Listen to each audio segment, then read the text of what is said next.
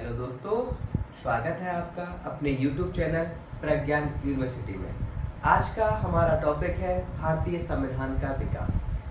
तो भारतीय संविधान का विकास कैसे हुआ? अब भारतीय संविधान का विकास का मतलब पहले समझ लीजिए संक्षिप्त शब्दों में कि जो भारत में संवैधानिक संस्थाएं हो जाए, है ना, जैसे कि संसद का निर्माण, लोकतंत्र का हमारे यहाँ प्रचलन, तो ऐसी बहुत सारी चीजें हुई। जैसे चुनाव कैसे होते हैं, तो ये सारी चीजें हुई।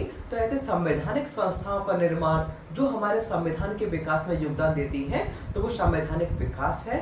तो जैसे ही क्या है, कंपनी का शासन भारत में स्टार्ट होता है। जैसे कंपनी सन 1600 ईस्वी में भारत में आती है, तो वहां से व्यापार करना स्टार्ट करती है और धीरे धीरे राजनीतिक कंपनी के रूप में स्टार्ट हो जाती है। तो जैसे वो राजनीति में प्रवेश करती है, तो फिर राजनीति में वो कुछ नए नए काम करने लगती है। तो वहां से ही हमारे संविधान का विकास प्रारंभ हो जाता है।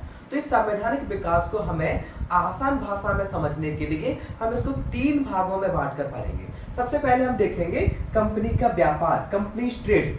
तो ये 1600 ईस्वी से लेकर 1764 तक, जब तक बक्सर का युद्ध नहीं हो गया, तब तक कंपनी क्या था, एक व्यापारिक कंपनी थी और ये व्यापार का काम करती थी। इसका राजनीति से कोई मतलब नहीं था।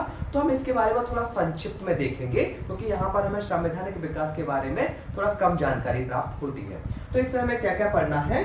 व्यापार के एकाधिकार पत्र, जो व्यापार करने के लिए मिला हुआ था इनको। फिर कंपनी का राजनीति में प्रवेश कैसे हुआ, उसमें जो 2 बड़े युद्धों की महत्वपूर्ण भूमिका थी, प्लासी और बक्सर का युद्ध। तो इनके बारे में हम डिटेल में नेक्स्ट वीडियो में देखेंगे। फिर हम देखेंगे कंपनी का शासन। यहाँ से भारत के संविधान के विकास की प्रक्रिया प्रारंभ हो जाती है। तो इसमें कंपनीज के रूल में हम देखेंगे 1764 से लेकर 1857 तक कंपनी रूल किया, तो क्या क्या कार्य किए।